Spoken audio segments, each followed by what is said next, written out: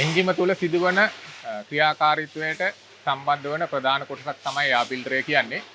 එයා ෆිල්ටරය මගින් සිදුවන කාර්යය වන්නේ එන්ජිමට ලබා ගන්නා වාතය පිරිසිදු කර එන්ජිමට ලබා දීම. මෙමගින් වාතයේ ඇති කුඩා දුවිලි අංශු වගේම අපද්‍රව්‍ය පෙරා වෙන් කිරීම සිදු කරනවා. Honda එයා ෆිල්ටර් ගත්තොත් එහෙම විස්කස් වර්ගයේ එයා ෆිල්ටර් තමයි භාවිතා කරන්නේ. මෙහි තියෙන විශේෂත්වය තමයි මෙහි විශේෂ ඔයිල් ආලේපයක් කරලා තියෙනවා.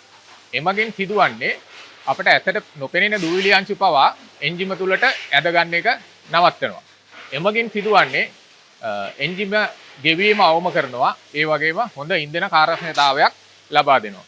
මෙහි ඇති තව එක් විශේෂත්වයක් වන්නේ එයා ෆිල්ටරය හරහා ගමන් කරන වාතය එන්ජිම ෆුල් ට්‍රොටල් යන අවස්ථාවවලදී පවා ඉතා ඉක්මනින් පිරිසිදු කර එන්ජිමට ලබා දීමට අවශ්‍ය කරන ආකාරයෙන් මෙම ෆිල්ටරයේ සිදුරු සකස් කර තිබීමයි. එතකොට අපි ව්‍යාජ එයා ෆිල්ටර් භාවිතා කරමින් සිදුවන්නේ එන්ජිම ගෙවීම වැඩි වෙනවා.